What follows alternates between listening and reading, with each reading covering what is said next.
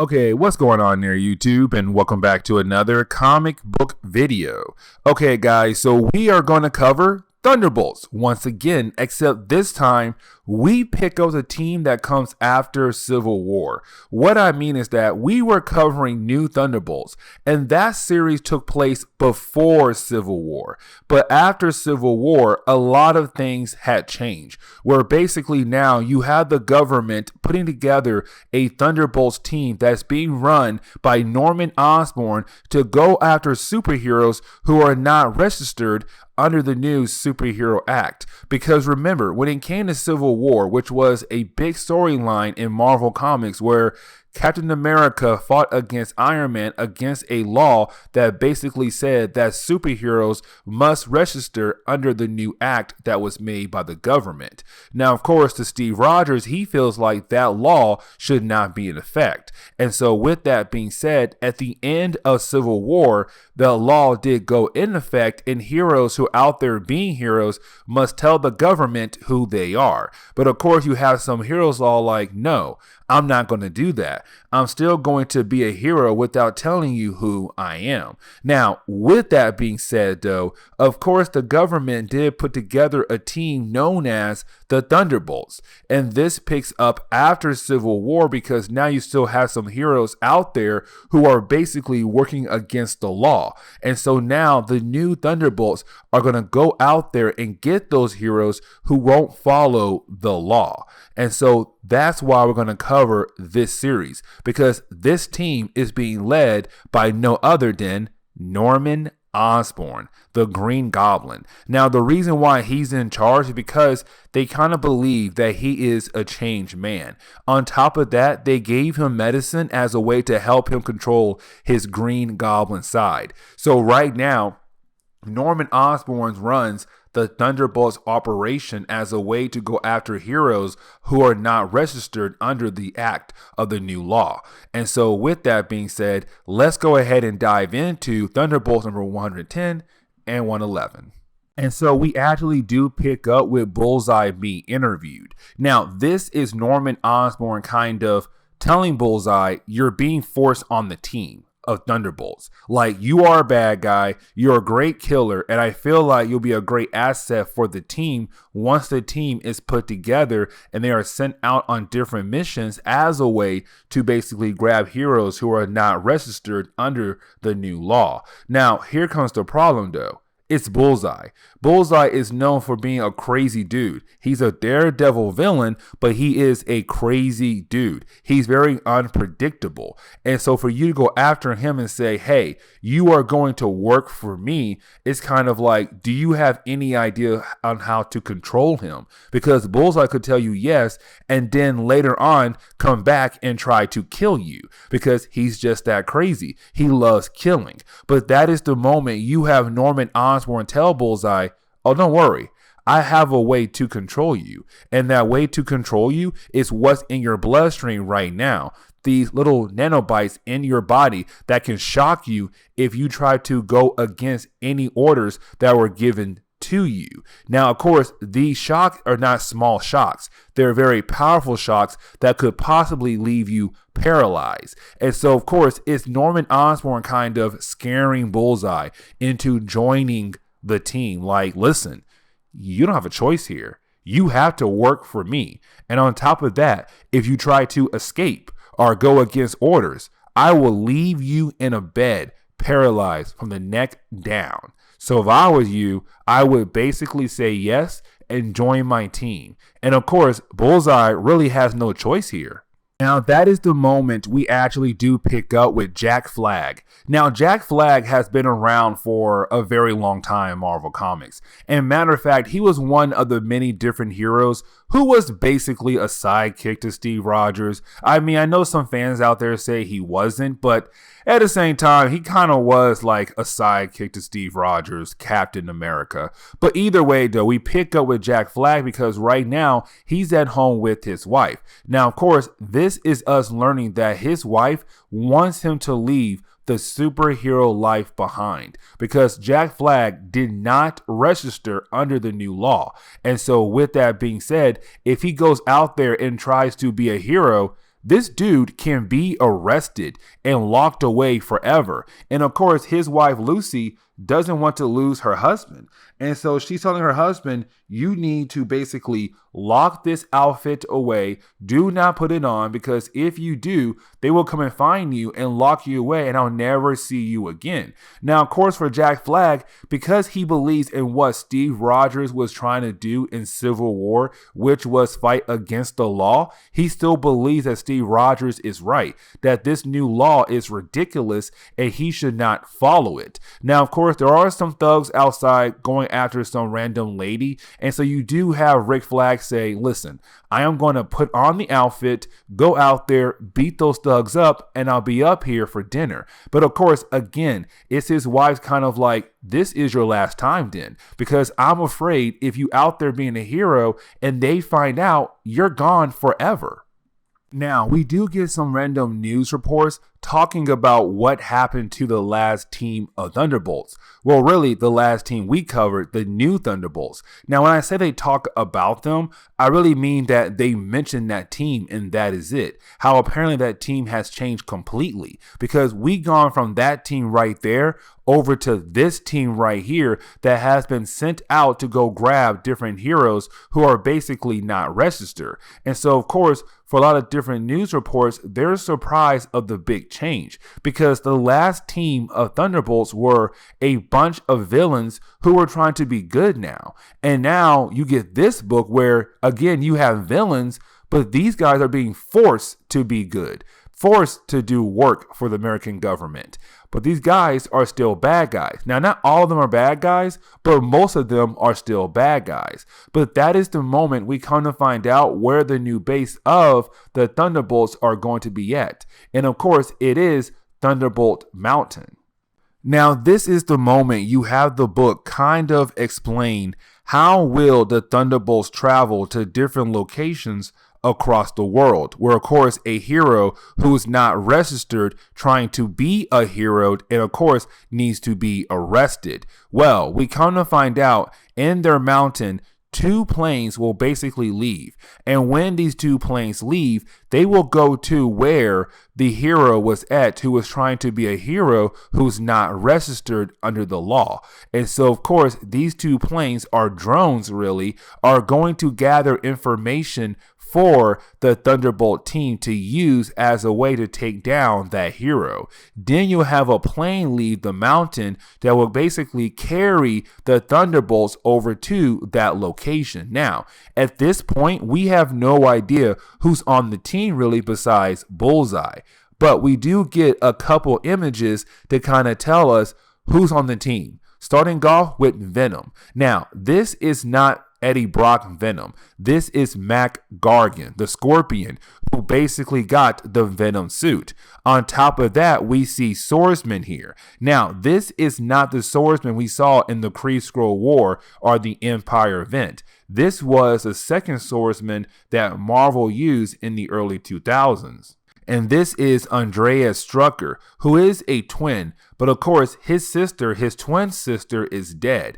And also he is a mutant, but his mutant ability only activates when he holds hands with his sister. The problem is though, she is dead. And so he's kind of became this swordsman character just because, for different reasons. But he's also on the team as well. We also come to find out the radioactive man is also on the team again, because once again China had given him over to the Thunderbolt program to be used by them. And so right now we do have a somewhat good idea who's on the team, but not the complete roster yet. But either way, this team is going to be sent out to handle a hero who's basically not registered. Now, getting back onto the idea on how they travel, after that second plane leaves, there is a third plane, and that third plane is what's going to be used as a way to capture that hero who is not registered, but also hold some powerful weapons for the team to use as well. Now, we do jump back in time where we actually do learn about another team member on this new team. And of course, that character is Moonstone. Now, we have talked about Moonstone in our Dark Avengers book, where basically Norman Osborn will become even more powerful in the American government, and he forms his own Avengers team, and he had Moonstone pretend to be a Captain Marvel on that team. But before that happens, we have this book where Norman Osborn is just running the Thunderbolts program. But right now, we see him talking to Moonstone. Now, Moonstone is kind of like a bad version of Captain Marvel or Miss Marvel. But my point is this right here, though. Her powers comes from her Moonstone. If that stone is removed, she basically is going to be powerless. Now, in this interview, we actually do see in the past that Norman Osborn had asked Moonstone to be the new leader of the Thunderbolts. And also because if she doesn't, he is going to remove the Moonstone inside of her. So basically giving her no choice but to actually be part of this new team to help him out. And of course, she says yes. And so now she is the new leader of the Thunderbolts when they're out in the field. But we do jump back over to Jack Flag. And the reason why, because right now you have Jack Flag just trying to get home to his apartment. But when he looks up, that is the moment he does see some drones flying over his building. And this makes sense because remember what I said earlier. When it comes to the Thunderbolts team traveling, they sent out 2 drones first. And those 2 drones will fly over the area where a hero was trying to be a hero, but that hero was not registered under the new law yet. And so with that being said, of course, now you have these 2 drones flying over the apartment of Jack Flag because he was trying to be a hero. And of course, he's not registered under the new law because he's kind of like, no, I'm with Captain America. I believe that new law is ridiculous. And so now the Thunderbolts are going to come after him to basically arrest him. And so now he runs into his apartment to tell his wife, Lucy, they have to leave now. And so when we get into the second chapter of this storyline, we actually do pick up with an interview going on for Songbird. Now remember, Songbird has been part of the Thunderbolts for a very long time. But the last time we saw her, matter of fact, in our earlier videos of New Thunderbolts, she basically became the team leader of the Thunderbolts.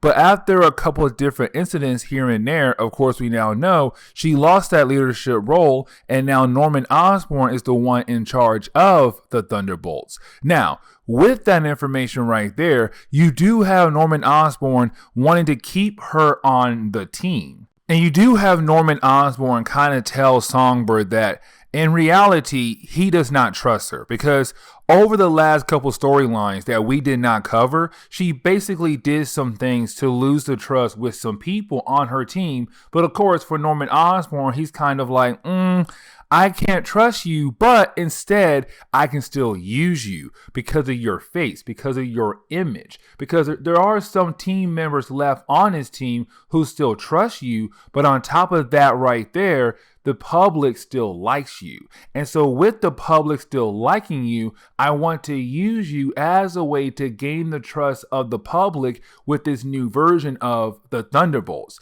And so we come to find out that Songbird is still part of the team, and she is going to play a very important role for later stories in this run. Now, you do have the next chunk of pages just focusing on Rick Flag fighting against the Thunderbolts.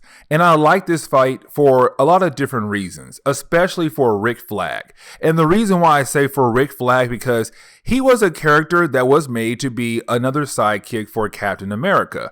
And of course, as time moved on, he moved on. Now, with that being said, usually he's a character that most fans know of, but of course don't really care for. You don't have those hardcore fans out there like, yes, Rick Flag is back, he's cool, he's amazing. Like, no, you don't have that. Instead, you have more fans kind of like, yeah, it's Rick Flag.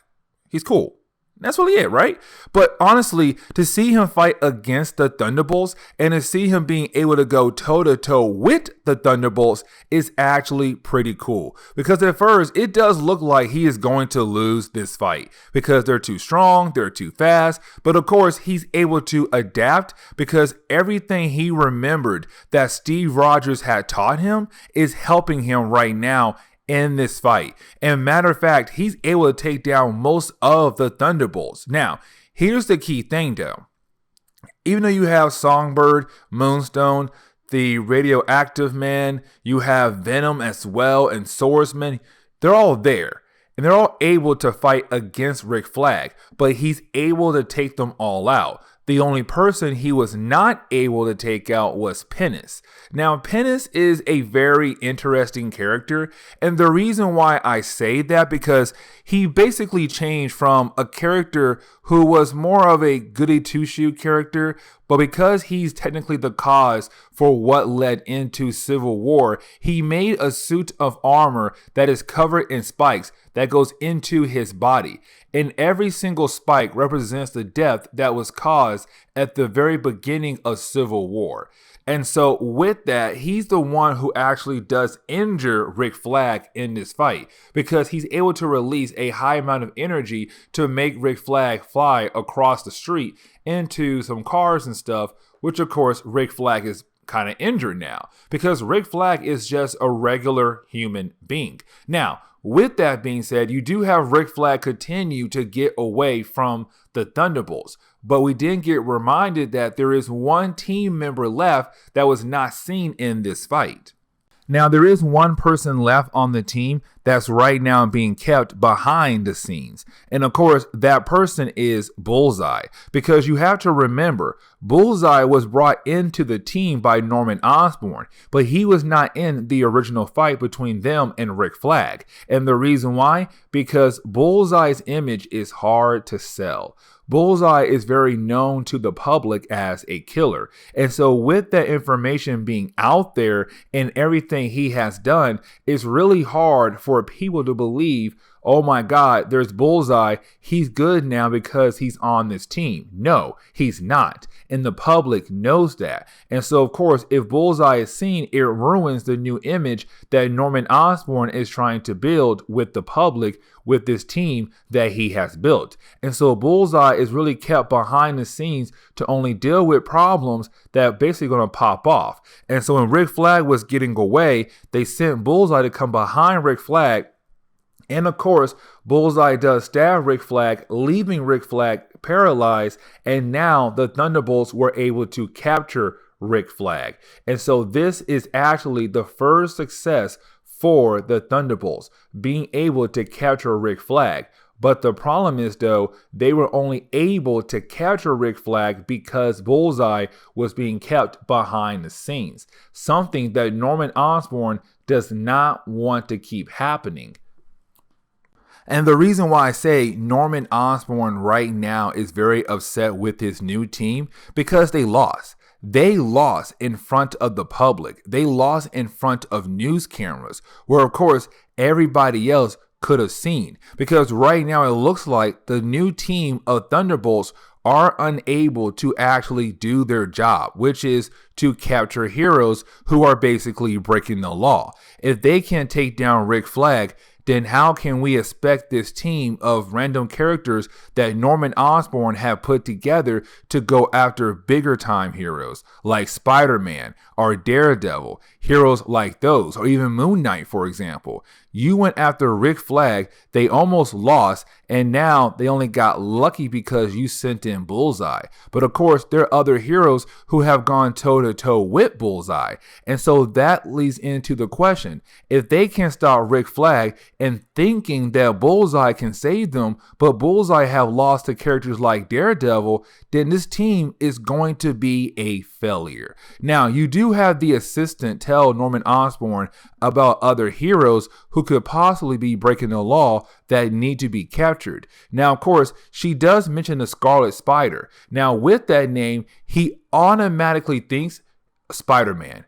Peter Parker, Spider-Man. Because remember, at this point, the world knows that Peter Parker is Spider-Man. On top of that right there, Norman Osborn knows that Spider-Man is Peter Parker, and of course, he wants to capture Spider-Man because Norman Osborn hates Spider-Man. And so when the assistant leaves after telling him, no, I didn't say Spider-Man, I said Scarlet Spider, after she leaves, he begins to laugh like he is the Green Goblin again. Because remember, at this point, they gave him medication to kind of help keep that Green Goblin persona away. But of course, when he heard Spider-Man, he began to laugh creepily, and of course, giving signs that maybe he might turn back into the Green Goblin very soon. But with that being said, this is where we are going to end today's comic book video. So please leave me a like down below and subscribe. Also, if you have any suggestions on books I should read, well, please let me know in the comments below, because you never know, your suggestion could be a future video down the road. But guys, I'll see y'all next time. Later.